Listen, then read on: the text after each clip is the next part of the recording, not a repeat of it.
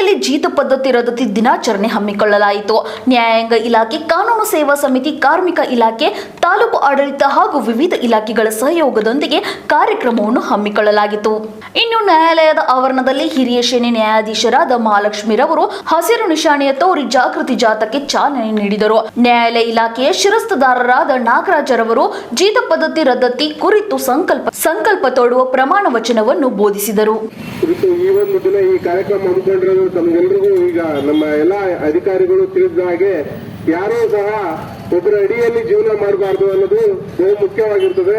ಇದನ್ನ ಈ ಶತಮಾನದಲ್ಲೂ ಈ ನಾಗರಿಕ ಪ್ರಪಂಚದಲ್ಲೂ ಸಹ ನಾವಿನ್ನು ಜೀತ ಪದ್ಧತಿಯನ್ನ ಇನ್ನು ಅಲ್ಲಿ ಇಲ್ಲಿ ಉಳಿಸ್ಕೊಂಡಿದೀವಿ ಅಂದ್ರೆ ಅದು ನಮ್ಗೆ ನಾವೇ ಮಾಡ್ಕೊಂಡಂತ ಮೋಸ. ಹಾಗಾಗಿ ಯಾರೂ ಸಹ ಯಾರನ್ನೂ ಜೀತವಾಗಿ ಇಟ್ಕೋಬಾರ್ದು. ಒಂದು ವೇಳೆ ಆತರ ಏನಾದರೂ ಜೀತ ಪದ್ಧತಿ ಇನ್ನು ಎಲ್ಲಾದ್ರೂ ನಿಮಗೆ ಕಂಡು ಬಂದ್ರೆ ಅದನ್ನ ನಮ್ಮ ನ್ಯಾಯಾಂಗ ಇಲಾಖೆಗೆ ಅಥವಾ ಪೊಲೀಸ್ ಇಲಾಖೆಗೆ ಯಾವ್ದಾದ್ರೂ ಸಿಡಿಪೋ ಇಲಾಖೆಗೆ ತಿಳಿಸಿದ್ರೆ ಅಂತವ್ರ ವಿರುದ್ಧ ನ್ಯಾಯಾಲಯದಲ್ಲಿ ದಾವೆ ಸಲ್ಲಿಸಿ ಅಥವಾ ಪೊಲೀಸ್ ಠಾಣೆಯಲ್ಲಿ ಪ್ರಕರಣ ದಾಖಲಿಸಿ ಅವರಿಗೆ ಸೂಕ್ತ ಶಿಕ್ಷೆಯನ್ನ ಸಹ ವಿಧಿಸಲಿಕ್ಕೆ ಕಾನೂನು ಇದೆ. ಹಾಗಾಗಿ ಯಾರೂ ಸಹ ಜೀತವನ್ನು ಇಟ್ಕೊಳ್ಬಾರ್ದು. ಪ್ರತಿಯೊಬ್ಬರು ಸ್ವತಂತ್ರವಾಗಿ ಬದುಕಬೇಕು ಅನ್ನೋದು ಈ ನಮ್ಮ ಸಂವಿಧಾನದಡಿಯಲ್ಲಿ ಹಲವಾರು ಕಾನೂನುಗಳ ಈ ಜೀತ ಮುಕ್ತ ಪದ್ಧತಿಗೆ ಇದೆ. ಹಾಗಾಗಿ ದಯಮಾಡಿ ಸಾರ್ವಜನಿಕರೆಲ್ಲರೂ ಈ ಒಂದು ಅರಿವನ್ನ ತಾವು ಪಡ್ಕೊಂಡು ಎಲ್ಲೇ ಆದರೂ ನಿಮಗೆ ಜೀತ ಪದ್ಧತಿ ಕಂಡು ಬಂದಿಲ್ಲ ಅದನ್ನ ಸಂಬಂಧಪಟ್ಟ ಇಲಾಖೆಗೆ ತಿಳಿಸಬೇಕಂತ ಎಲ್ಲರಲ್ಲಿ ಮನವಿ ಮಾಡ್ತಾ ನನ್ನ ಎರಡು ಮಾತುಗಳು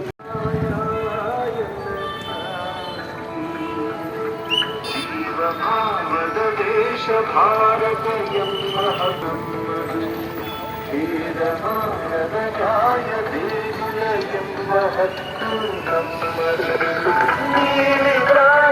ದಾರಿಯಲ್ಲಿನ ಉಸಿರ ಹಕ್ಕು ನಮ್ಮರು.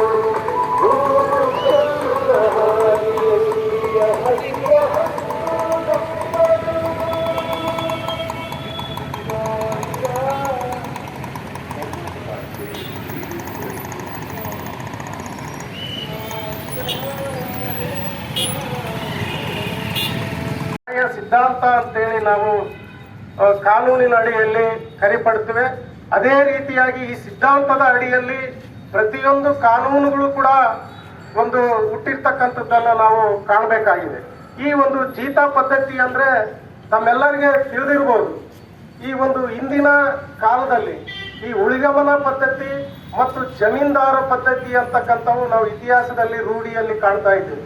ಈ ಜಮೀನ್ದಾರು ಪದ್ಧತಿ ಅಂದ್ರೆ ಹಿಂದೆ ಭೂ ಹಿಡುವಳಿದಾರರು ಸಾವಿರಾರು ಎಕರೆ ಜಮೀನುಗಳನ್ನ ತನ್ನ ಅಧೀನದಲ್ಲಿ ಇಟ್ಕೊಂಡು ಈ ಬಡವರನ್ನ, ದುರ್ಬಲರನ್ನ ಆ ಒಂದು ಭೂಮಿಯಲ್ಲಿ ದುಡಿಸಿಕೊಂಡು ಉಚಿತವಾಗಿ ಅವರಿಗೆ ಯಾವುದನ್ನ ಕೊಡದೆ ಮತ್ತು ಅಲ್ಪ ಒಂದು ಸೇವೆಗೆ ಫಲವನ್ನ ಕೊಟ್ಟು ಅವರ ಜೀವಿತಾವಧಿಯನ್ನು ಮತ್ತು ಅವರ ಮಕ್ಕಳ ಸಂತತಿಯನ್ನು ಕೂಡ ಅವರ ಅಧೀನದಲ್ಲೇ ಇರಬೇಕಾಗಿರ್ತಕ್ಕಂಥ ಒಂದು ಅನಿಷ್ಟ ಪದ್ಧತಿ ಇತ್ತು.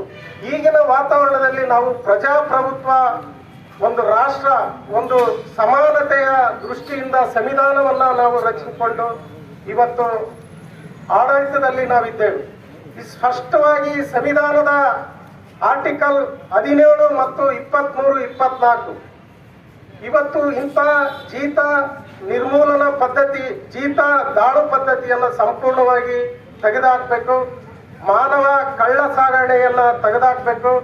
ಅದೇ ರೀತಿಯಾಗಿ ಇಂಥ ಅಮಾನವೀಯ ಕೃತ್ಯಗಳನ್ನ ಯಾರು ಒಬ್ಬರ ಮೇಲೆ ಇನ್ನೊಬ್ಬರು ಕೂಡ ದೌರ್ಜನ್ಯ ಮಾಡಬಾರದನ್ನ ದೃಷ್ಟಿಯಿಂದ ಈ ಒಂದು ಜೀತ ನಿರ್ಮೂಲನಾ ಪದ್ಧತಿ ಕಾಯ್ದೆಯನ್ನ 1976ರಲ್ಲಿ ಈ ದಿನ ಫೆಬ್ರವರಿ 9ರಂದು ನಮ್ಮ ಕೇಂದ್ರ ಸರ್ಕಾರ ಜಾರಿಗೆ ಬಂತು. ಇವತ್ತು ಇಂದಿನ ಕಾಲದಲ್ಲಿ ಭೂ ಹಿಡುವಳಿದಾರರು ದುರ್ಬಲರನ್ನ ಸೇವೆಗೆ ವಹಿಸಿಕೊಂಡಿದ್ರು. ಇವತ್ತು ಬೇರೆ ಬೇರೆ ರೀತಿಯಲ್ಲಿ ಈ ಕಾಫಿ ಪ್ಲಾಂಟೇಶನ್ ನಲ್ಲಿ, ಅದೇ ರೀತಿಯಾಗಿ ಇಟ್ಟಿಗೆ ಕಾರ್ಖಾನೆಗಳಲ್ಲಿ ಬೇರೆ ಬೇರೆ ರೀತಿಯಲ್ಲಿ ಇವತ್ತು ದುರ್ಬಲರನ್ನ ಅಧೀನದಲ್ಲಿ ಇಟ್ಕೊಂಡು ಒಂದು ಜೀತ ಒಂದು ಪದ್ಧತಿಯನ್ನ ಕಾಣಿಸ್ತಕ್ಕಂಥದ್ದನ್ನ ನಾವು ಕಾಣಿಸ್ತಾ ಇದೀವಿ.